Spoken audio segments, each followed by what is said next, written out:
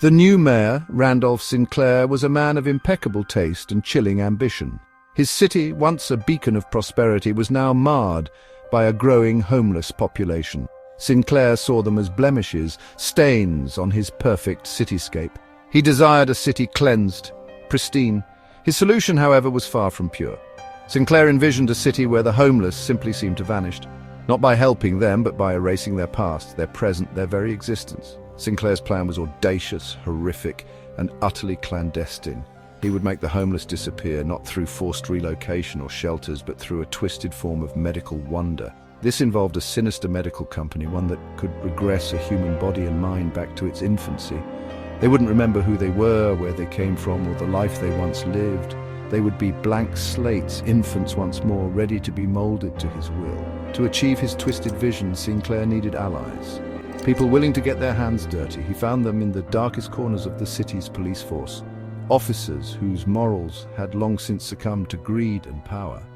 These were men and women who saw the homeless not as human beings, but as problems to be dealt with, obstacles to be removed. They became Sinclair's willing accomplices, the gears in his monstrous machine.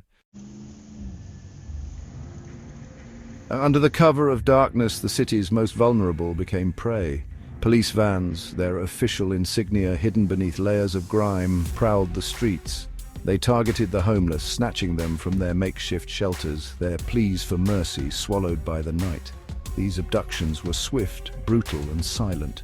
The victims, often intoxicated or mentally unstable, were easy targets, their disappearances barely noticed by a city too consumed by its own indifference.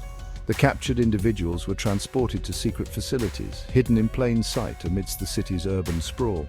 These were nondescript buildings, warehouses disguised as legitimate businesses, their true purpose masked behind layers of bureaucracy and deceit. It was within these sterile, cold walls that Sinclair's horrific plan was put into action. The victims, stripped of their identities and their dignity, were prepped for the procedure that would undo their lives. The procedure itself was a grotesque parody of medicine, a violation of the Hippocratic Oath. A cocktail of powerful sedatives and the experimental youth drug was injected, their effects immediate and devastating. The victims, their bodies racked with pain and confusion, felt their memories receding, their sense of self dissolving into a haze of induced infancy. De-aging bodies shrank until they were infants once more. They were reborn not into a world of hope and promise, but into one of fear and uncertainty. The disappearances didn't go unnoticed for long. Whispers of vanishing homeless people began to circulate. Rumors passed from one transient soul to another.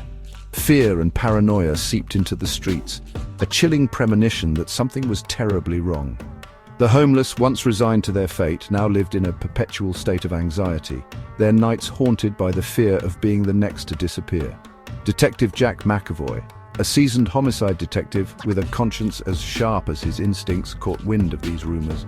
He had spent years navigating the city's underbelly, witnessing firsthand the despair and desperation that plagued its most vulnerable citizens.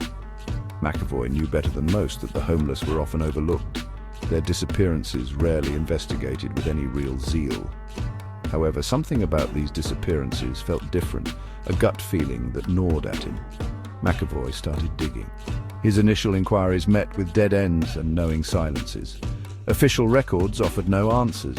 The missing person reports filed away with a chilling lack of urgency. He soon realized that he was up against something bigger, something far more sinister than he could have imagined.